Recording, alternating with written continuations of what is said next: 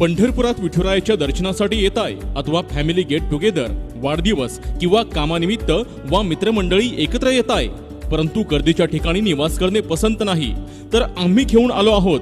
पंढरपूर पासून अगदी जवळच केवळ 7 किलोमीटर अंतरावर मुंडेवाडी येथे निसर्गाच्या सानिध्यात सर्व आधुनिक सुविधांनी युक्त अशा विठाई विला रिसॉर्टचा एक आनंददायी पर्याय.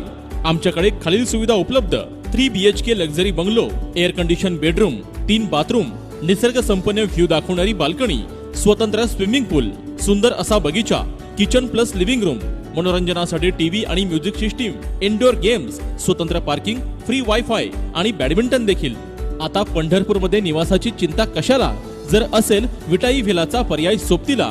बुकिंगसाठी संपर्क योगेश राऊत, मोबाईल 97 730 12 516. ताज्या घडामोडी पाहण्यासाठी आमच्या YouTube चॅनलवरील PVR म्हणजेच पंढरी वार्ता या न्यूजला सबस्क्राइब करा आणि शेजारील बेल आयकॉनवर क्लिक करा. विश्व हिंदू परिषदेने देशातील 4 लाख मंदिरांना सरकारी यंत्रणातून मुक्त करण्यासाठी मोहीम सुरू करण्याची घोषणा केली आहे. विहिंपचे केंद्रीय सरचिटणीस मिलिंद परांडे यांनी देशातील 4 लाख मंदिरांवर विविध राज्यांच्या सरकारांनी कब्जा केल्याचे निदर्शनास आणून दिले. 4 लाख मठ सरकारी नियंत्रणातून मुक्त करण्याच्या जनहित याचिकेवर सर्वोच्च न्यायालयाने केंद्र व सर्व राज्यांकडून उत्तर मागितले. अशातच काही दिवसांपूर्वी पंढरपुरातील काही सेवाधाऱ्यांनी खासदार सुब्रमण्यम स्वामी यांची भेट घेत मंदिराच्या सरकारीकरणाविरोधात आपण आवाज उठवावा अशी मागणी केली होती. यानंतर आपण याबाबत सर्वोच्च न्यायालयात दाद मागू अशी ग्वाही सुब्रमण्यम स्वामी यांनी दिली होती.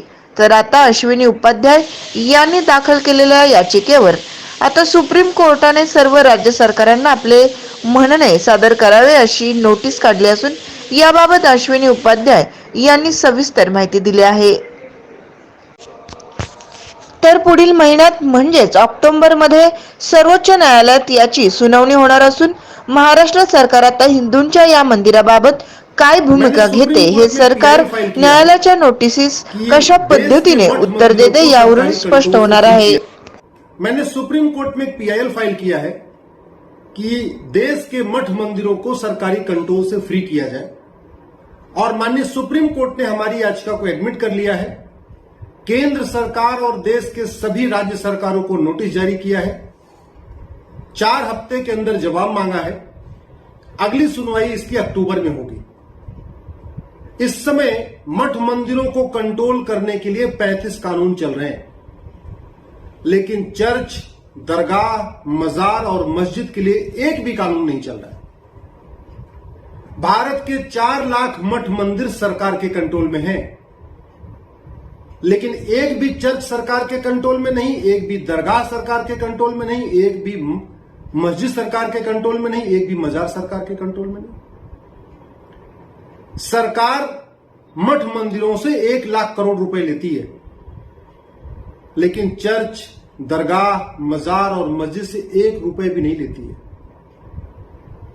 इसीलिए मैंने कहा कि ये पूरी तरीके से असंवैधानिक है, संविधान के खिलाफ है. ये 35 कानून खत्म होने चाहिए. और अगर सरकार को लगता है कि नहीं, जो धार्मिक स्थानों पे थोड़ा बहुत कंट्रोल की जरूरत है, वहां सेफ्टी की, वहां सिक्योरिटी की, वहां के रखरखाव की, वहां के साफ सफाई की, तो सरकार फिर एक यूनिफॉर्म इंडाउमेंट कोड बनाए, यानी समान धर्मस्थल संहिता. 35 कानून तो खत्म होने चाहिए, वो तो होने ही नहीं चाहिए.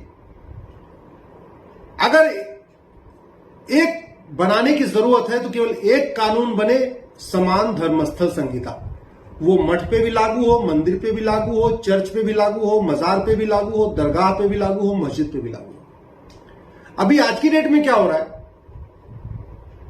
काशी विश्वनाथ का मंदिर सरकार के कंट्रोल में है, लेकिन बगल में ज्ञानवापी है, 1 मीटर की दूरी पे, वो सरकार के कंट्रोल में नहीं है. मथुरा में जन्मभूमि सरकार के कंट्रोल में है, वहीं 1 मीटर की दूरी पे ईदगाह मस्जिद है, सरकार के कंट्रोल में नहीं है.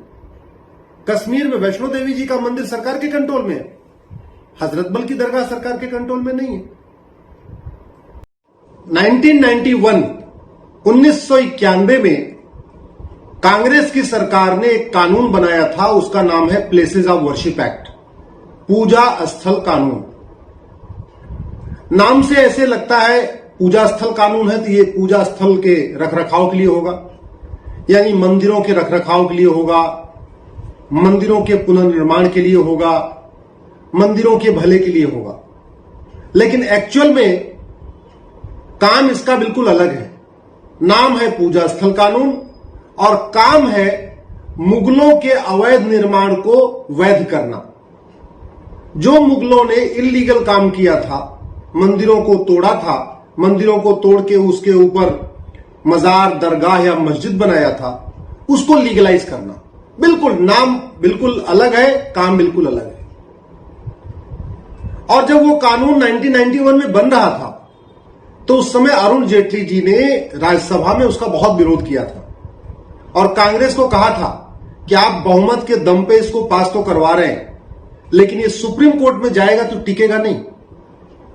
लोकसभा में उमा भारती जी ने इसका बहुत तगड़ा विरोध किया था, आडवाणी जी ने इसका बहुत विरोध किया था। चूंकि बीजेपी के पास ज्यादा पावर नहीं थी, मेंबर्स बहुत कम थे, तो बीजेपी ने बाइकआउट किया।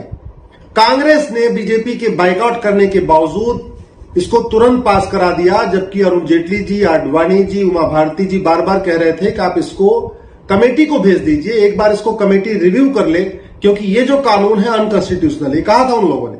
लेकिन कांग्रेस ने अपनी बात नहीं मानी, बीजेपी की बात नहीं मानी, उसको पास करा दिया। उस कानून को मैंने 2020 में चैलेंज किया। 12 मार्च 2021 को सुप्रीम कोर्ट ने नोटिस जारी कर दिया। कल फिर सुनवाई हुई।